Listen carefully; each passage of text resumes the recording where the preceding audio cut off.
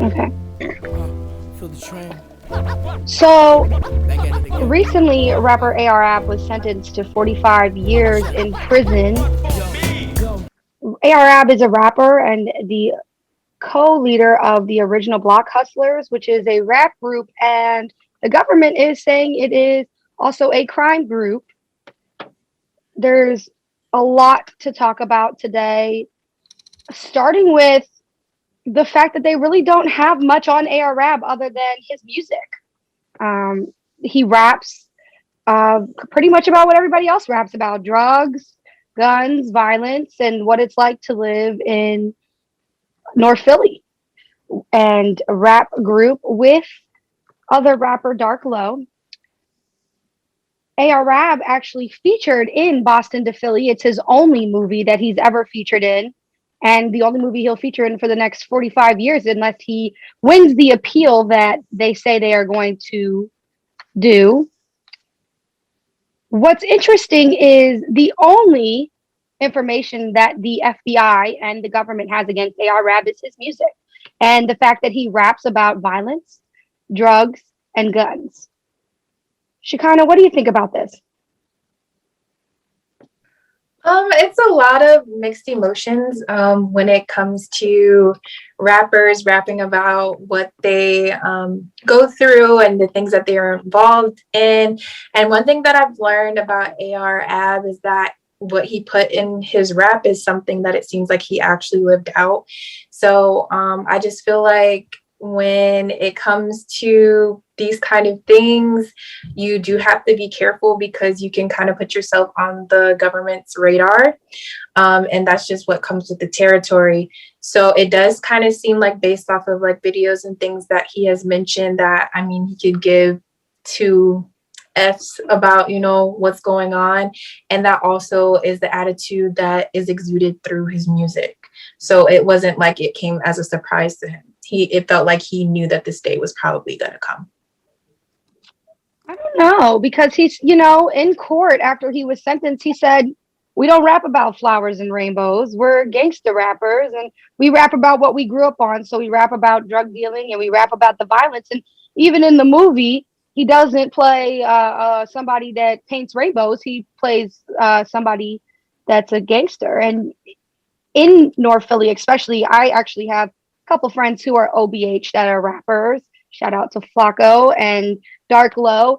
I've never seen them done anything illegal. And so for me to watch just the criminalization of another rapper, it seems as though people are just, the FBI and the government are just like trying to make a point out of these people, especially when there is no evidence. There's nothing other than circumstantial evidence. If you go through the case, and even the judge said he imposed a harsh punishment for his behavior because he was antisocial.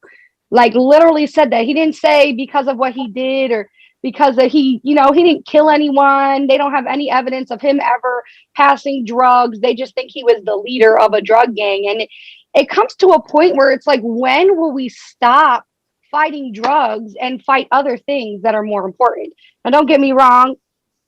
Heroin, meth, these are all Schedule 1 drugs. But if you've never seen a person with it, they don't have it on their hands and in their system. If somebody touches drugs, it runs through their blood unless they got gloves on.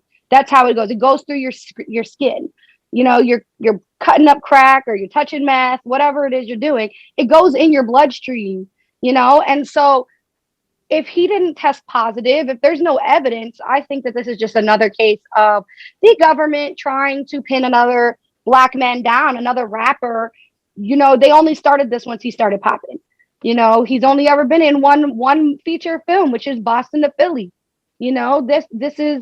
This is a problem. They do this a lot, and I think that this culture of the entertainment industry not standing up for their own people is kind of frustrating. The only rapper I've ever seen fully supported when they went to jail was Meek, and he went to jail for riding a dirt bike on, probation for something he did when he was like 17.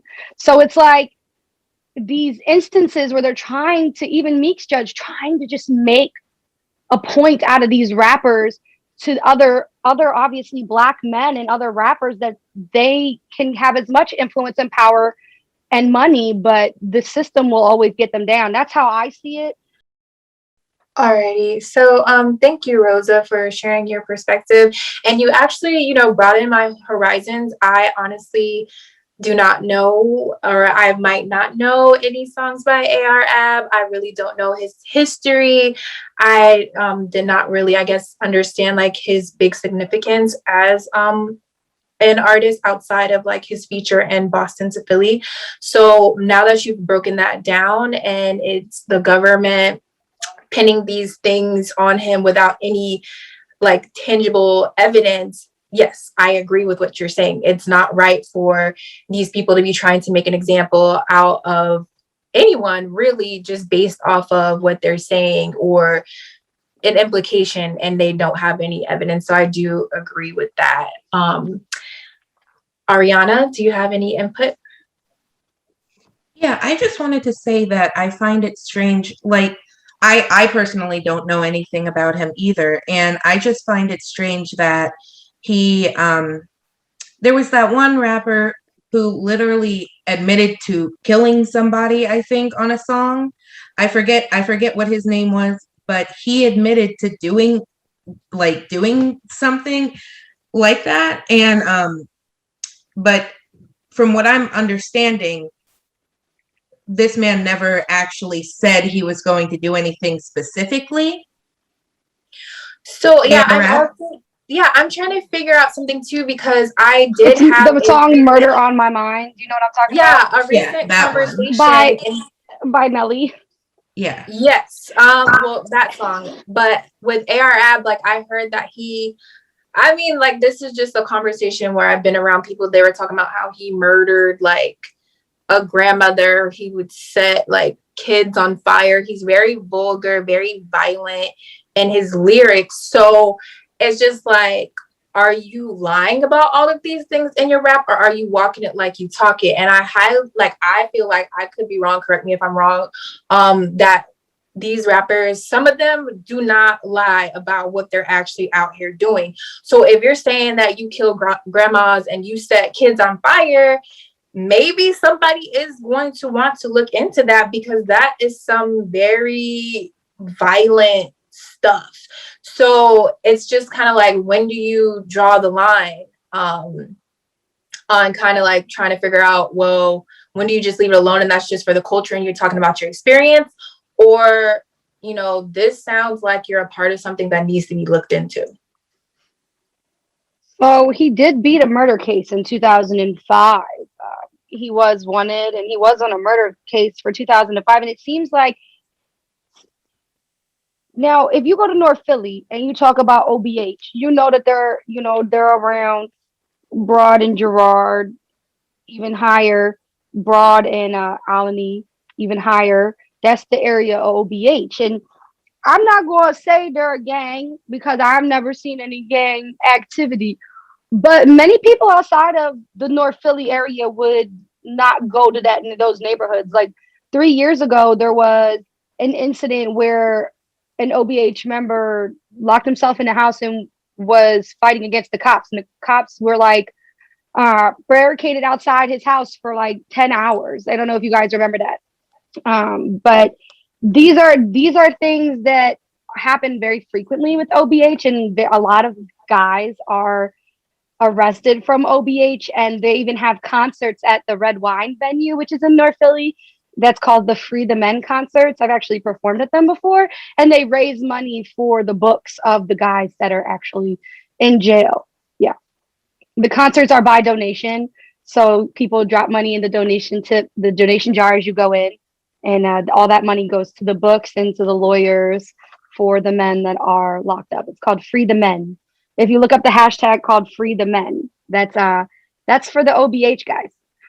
So maybe I'm a little biased because I do have some OBH friends, but I think that it's very important to see both sides, because there have been instances where people are dumb enough to rap about the things that they did and then go to jail, and then they, first of all, they were dumb enough to kill a person in the first place. So beyond murder, you're now rapping about it, and now you went viral. This is the age of the telephone, and you can't do it. They're listening. Feel the train. Back at it again. Now we're gonna do a little bit of talking about the movie Boston to Philly.